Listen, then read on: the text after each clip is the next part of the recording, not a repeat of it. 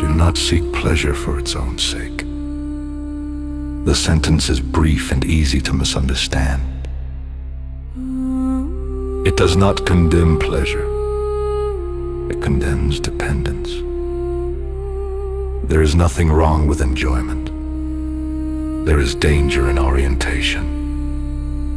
A man becomes what he directs his focus on. If he focuses on comfort, he becomes fragile.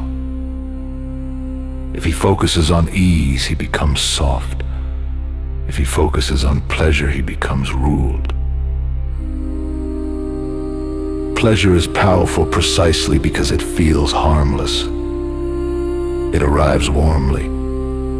It asks for nothing at first. It promises relief. But relief is not strength. The body seeks pleasure by instinct. The mind justifies it afterward. This is how discipline erodes, not through catastrophe, but through preference. A softer chair, a longer sleep, an easier route, a postponed effort. None of these seem destructive. Yet taken together, they form a life organized around avoidance of discomfort, and avoidance reshapes character. To seek pleasure for its own sake is to invert the hierarchy of a disciplined life.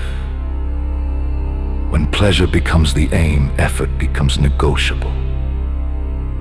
When comfort becomes normal, hardship feels unjust. When indulgence becomes routine, restraint feels extreme.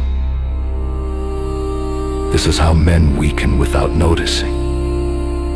The disciplined man reverses the hierarchy. He does not deny pleasure.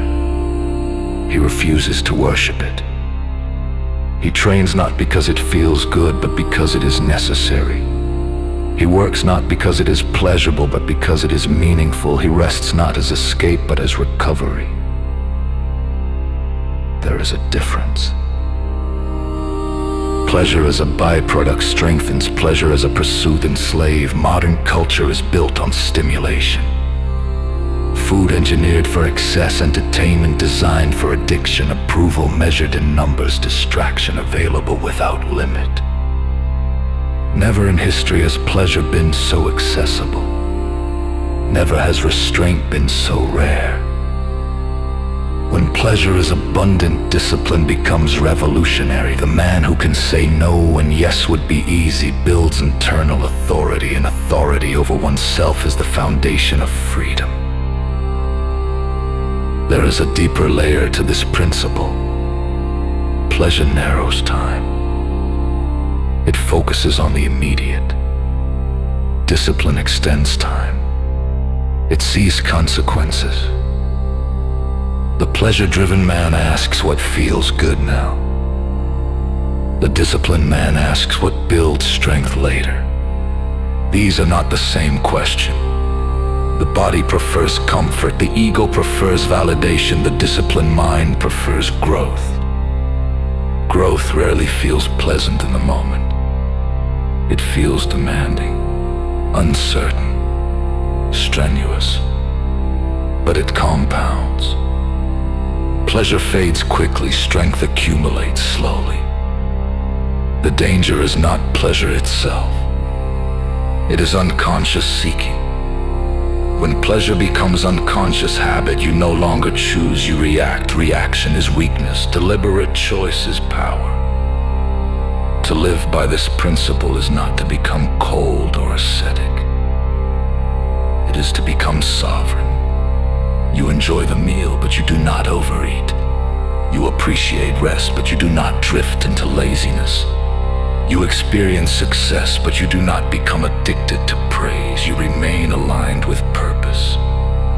Purpose organizes pleasure. Pleasure must never organize purpose. A life arranged around comfort shrinks. A life arranged around discipline expands, and paradoxically, the disciplined life often contains deeper satisfaction because it is earned. There is a quiet confidence in the man who does not chase pleasure. He is not easily manipulated. He is not easily tempted.